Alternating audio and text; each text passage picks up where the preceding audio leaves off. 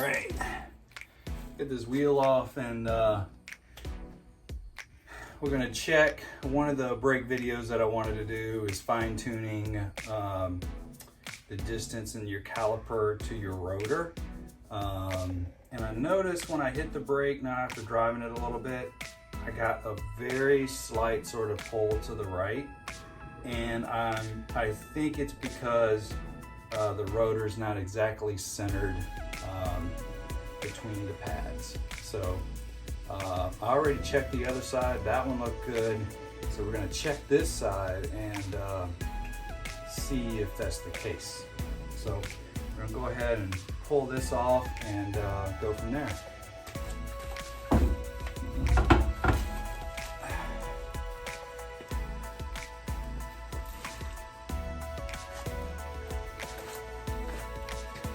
Put this over here.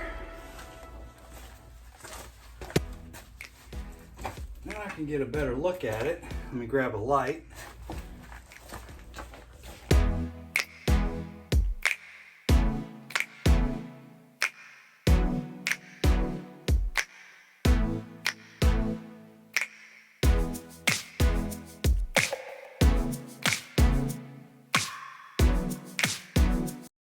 All right, guys, went ahead and pulled the rotor, big ass rotor, and I got the caliper kind of hanging up with a little bungee cord. Keep the weight off of the brake line. And then I also bought an assortment of these shims. So I'm basically use my caliper here and kind of measure which one is going to kind of center up that rotor within the brake pads. So we'll go ahead and do that now.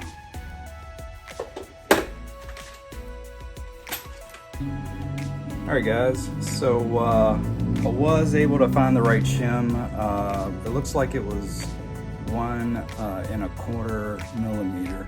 It kind of lines it up right. So I kind of screwed up. I took extra bolt out of the I actually took the caliper bracket off by mistaken. So I need to go ahead. I normally use the this drill bit to kind of line up the hole, and then you can see that, kind of line that bolt up, and it kind of comes through the spindle back up through here on the bracket. So I'm going to go ahead and do that. If I can get you guys a better angle here as I kind of get through this. So that's the first thing we got to do. Kind of line this up. So your bracket.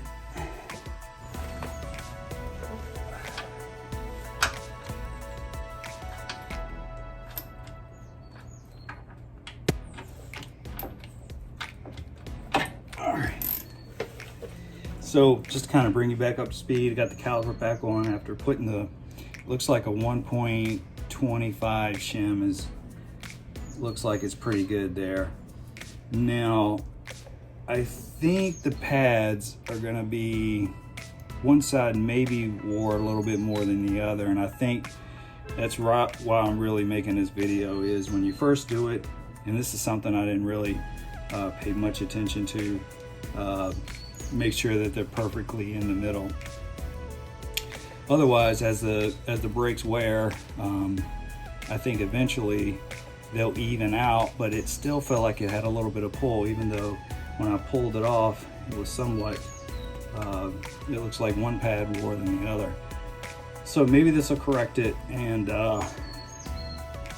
if not, I may just get another set of pads and just kind of do it over. But hey, that's kind of hot rod, and you can't read about everything. Sometimes you gotta, do it, learn, and do it again, and sometimes that's costly. So I'm gonna go ahead and I got both of these nuts on right here, just to kind of hold the caliper. I'm gonna go ahead and pull those off, and then I'm gonna go ahead, put the wheel back on, and then we'll do a test drive, and I'll let you know how it goes.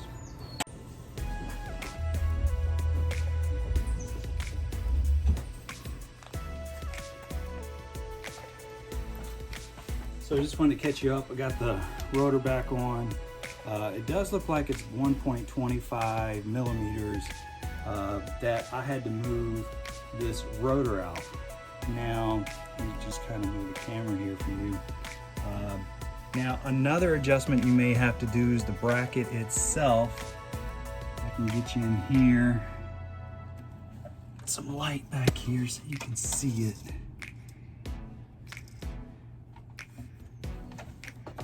So the bracket right here, you may have to shim that out, right? So depending on your situation, you're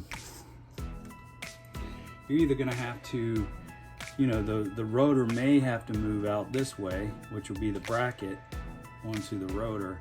That would be better in my opinion, because I've got shims behind this rotor hat in here right now. I don't really like that. So I know online they shell, I just wanted to get the thickness. Now I can go online and buy an actual very small hub, 1.25 millimeter sort of spacer there. It goes in between the original 3rd gen hub and now the 5th gen rotor. And that'll kind of get that spacing that you're gonna need. Anyway, I wanted to make this video because that's a part that I didn't quite understand when I did the brakes.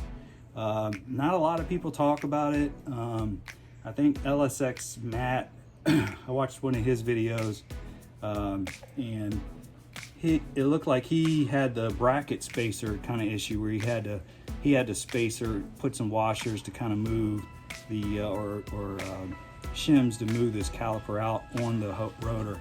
To me, that's a better deal. But sometimes you might have to do a combination. So just get in there, figure out which ones. But the main thing is do it in the beginning.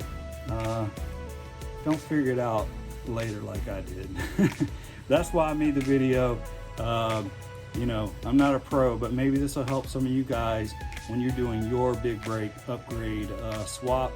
And so I wanted to make another one on there. I'm going to upload all these up to a brakes playlist, and then you know, hopefully it's helpful to some of you guys. I know there's a lot of brake videos out there, but I think this is my version, so hopefully it's helpful, especially for the 3rd gen community. Anyway, let's go ahead and get this wheel back on here.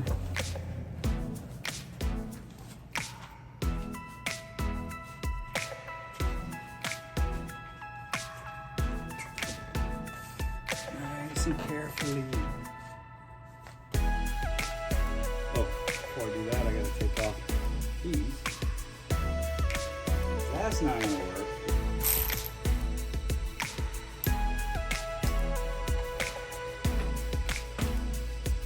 One thing that I want to do too, and I mentioned this in another video, is I still want to, I think I'm still going to, you can see it here.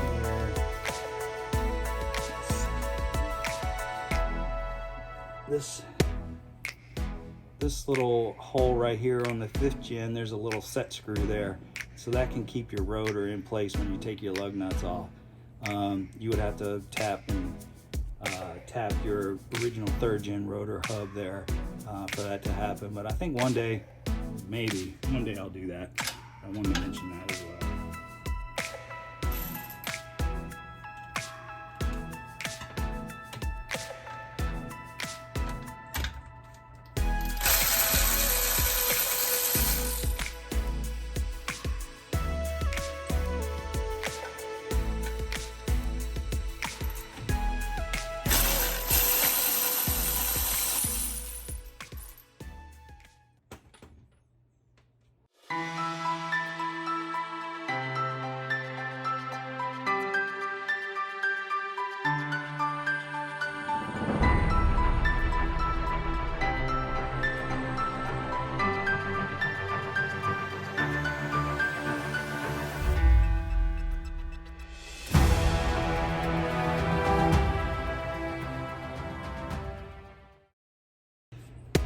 All right, that's it. I'm just gonna drop the car down and I'm gonna take it for a test drive, and we'll see how it goes.